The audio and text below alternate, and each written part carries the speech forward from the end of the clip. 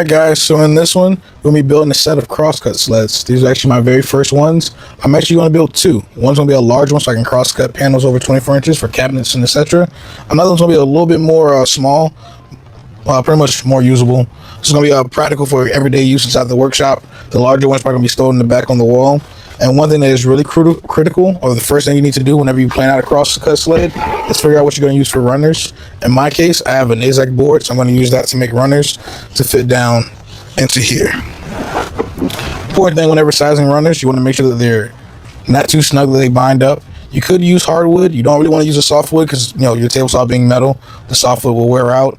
And if it was a hardwood, it'll probably fit today, but within 8 months to a year, it may swell or shrink over the seasons. So AZEK is pretty much my favorite material, unless I'm going to go out and buy one like from Micro Jig or something. So first steps is to get the dimensions, and we have this inside dimension just over 3/4.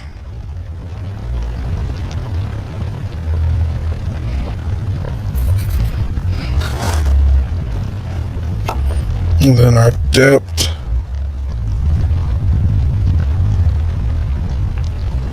is just under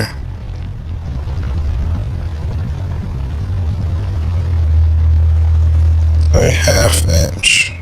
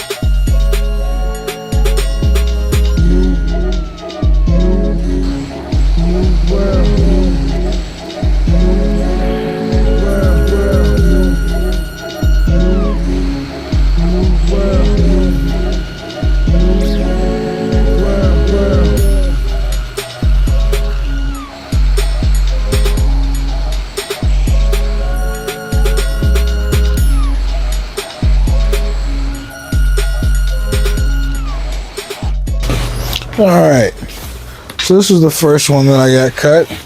She slides in there pretty good. She's below the surface. But if you guys look, she can wiggle just ever so slightly. Compared to, I can show you in this other miter slot. Compared to these other ones that I cut, these fit right down in there. And there's next to no play on this one. So we're going to use these. I can't keep this as a backup. I mean, it does play a little bit. I'm not sure if I want to use this one. These ones are dang near perfect. They're again below the surface.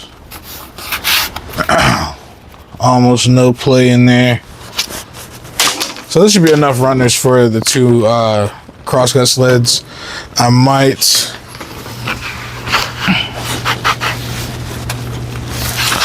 and they slide super easy. So after getting your runners made, the next step is to go into actually designing your crosscut sleds. So let's zoom back out and get started on that process. Alright, so now we're at the part where we're about to make the crosscut sled, and this is one of the reasons why I'm making two, and why one of them is going to be extremely large. I don't have a way to crosscut larger pieces of plywood. With my table saw set up in the planer for the infeed, I can rip pretty much anything, but my table saw fence only allows me to cut up to 30 inches. So after I break down parts for, let's say, a cabinet, I have no way to crosscut across the grain for anything over 30 inches because of my table saw capacity. And then even then, it does get a little tricky feeding sheets of plywood through there, square, like a rip like this. If I did want to cut a 30-inch piece, I can't hold it up on the side and kind of push it through with the fence set at 30, but there's no way for me to set up a repeatable stop. So I want to make one large crosscut sled. This is about 29 inches, just an offcut piece of plywood I have.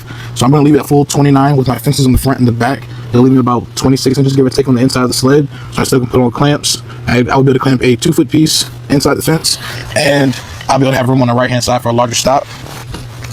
So I can set up repetitive stops at least up to 38 inches is what I'm aiming for. That's what I want. I want to be able to repeatedly cut stuff that wide. This sled again will probably be housed in the back of the shop for the most part, not used but so often. This one will be 48 inches.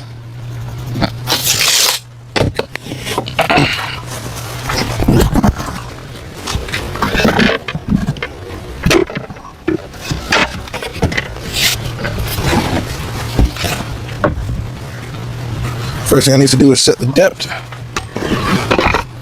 because again, I can use my circular saw like this to cross cut pieces of plywood. My only issue is I don't have a repetible way to cut pieces to the exact same size and make sure that they're perfectly square. I can always lay out a line with my T-square and then make sure the track is landing on the exact same mark as I make multiple cuts, short of clamping pieces together, which I am limited by the depth of cut that the saw has. So if I have 10 panels that I need to cut at the exact same length, it gets a little hard to cut them all exactly the same with a setup like this. So having a larger crosscut sled gives me the ability to set up a stop at 34 inches so I can match out cabinet parts. And again, crosscut wider panels whenever I need to. Won't really use this one often, but I have the plywood, so I'm going to get this one knocked out and then build a smaller one that I'll be using more often. That one's probably going to be about 18, maybe 19 inches, and then a lot shorter as well. And my first step here is to set the blade on the saw. That's actually good. Actually, I'll raise it up a little bit.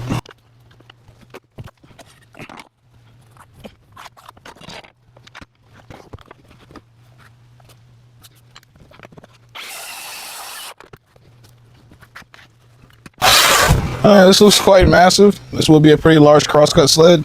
One thing I will do to kind of reduce the mass on this is probably take a line and then narrow this down some.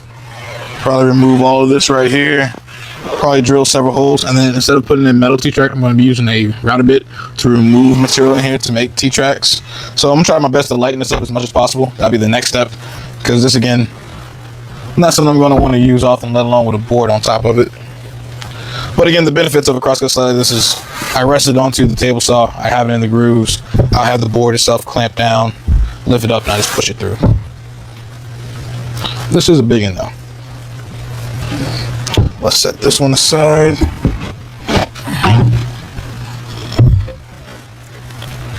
And then for this one, I haven't decided on the length. I think about 36 inches, but it's going to be a lot narrower, so I might go ahead and rip it.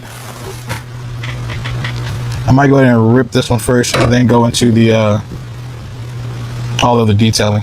So that's all the only thing I actually needed with the circular saw. So let's switch perspectives and get back to the table saw so we can do our final rips. And alright, this next step in this process is going to be a bunch of layout, figuring out where my T-track needs to land, figuring out how much of my sled I can actually remove without, compromising its functionality, figuring out where the actual miter slots are going to land so I can figure out how long my sled itself needs to be from where the blade is going to make contact, and pretty much doing all that general laying out. So this next portion is going to be that I'm going to cut and relieve as much weight off the sled itself, and these next few processes using some of the table saw, the jigsaw, circular saw, etc. But I'm going to catch back up to you guys after we remove a lot of the weight and bulk from the actual base.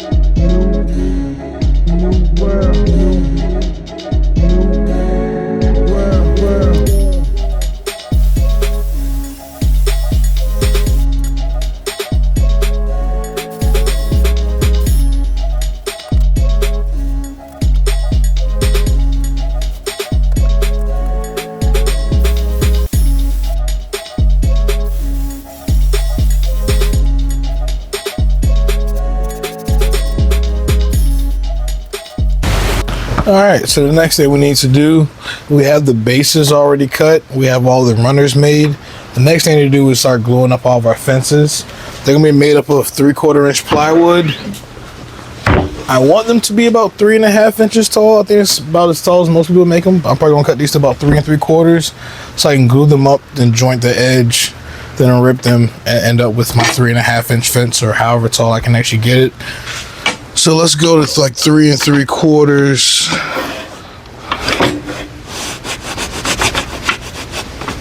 Well, how wide is all these? I can only get 2 out of each one anyway. This one is 8, so I probably can go 3 3/4. Get 4 pieces, glue up a 4-foot long fence for the long one. Then the other one I can do my 30-inch fence with my 2 smaller pieces. So I'll leave me with 18 inches. 18 inches would give me 9 and 9, which is plenty for the back fences. So yeah, I can get all the fences out of this material here.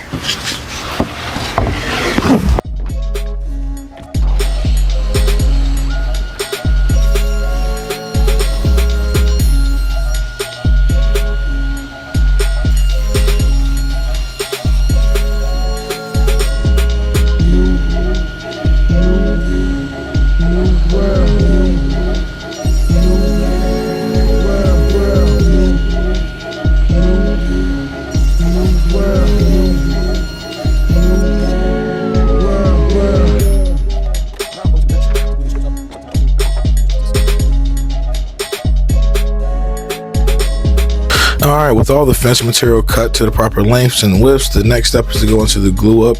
And one thing I want to make sure is that the fences stay perfectly straight. So during this glue up, I'm actually going to end up clamping them to my levels, just to make sure that they stay perfectly straight throughout the glue up. And then as far as the edges, just in case any of the plywood isn't perfectly aligned, I plan to later on joint everything. But currently you see how I have it resting up against the bench to make sure the bottom edges are perfectly aligned with each other. Then I come in with my clamp to make sure that the fences themselves are nice and straight, and then by clamping everything together, it's going to be a nice and straight solid fence. The next step after this will be taking it over to the jointer to joint one edge, then back to the table saw to rip the other edge parallel. After that, we'll have the fences pretty much made up, and then we'll go into the actual miter saw process where we cut everything to proper lengths before we set up the router table.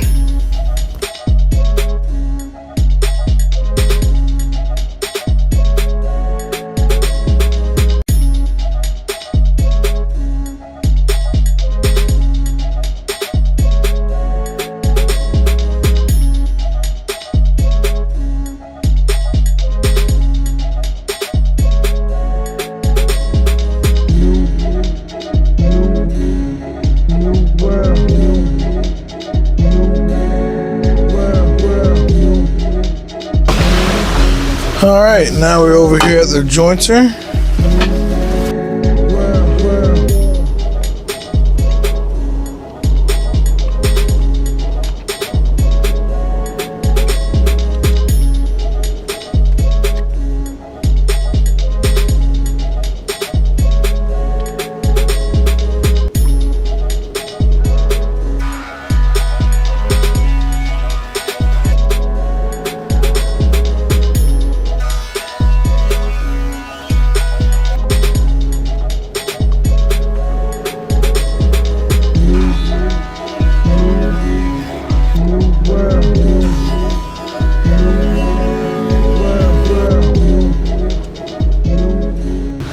Alright, so I have one edge of all these jointed.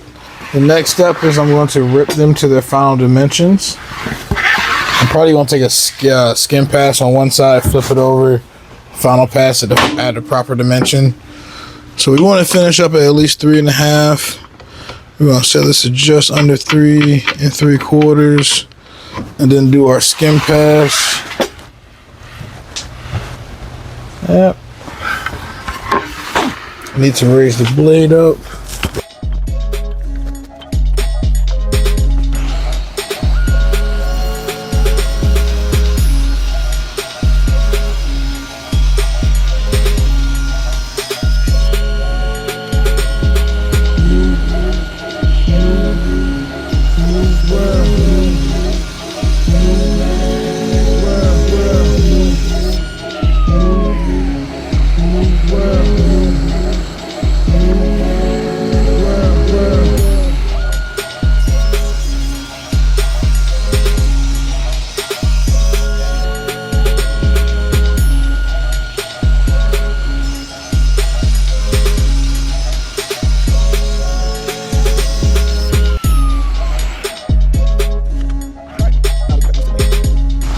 for each individual sled, and also for the back fences on each individual sled. We'll do that over at the miter saw. We'll go ahead and cut all the runners to the proper lengths. And then I think before we go any further after that, we'll set up the router table and cut all the dados and T-track as well. See, I'm gonna cut everything in length and then run out the T-track. All right.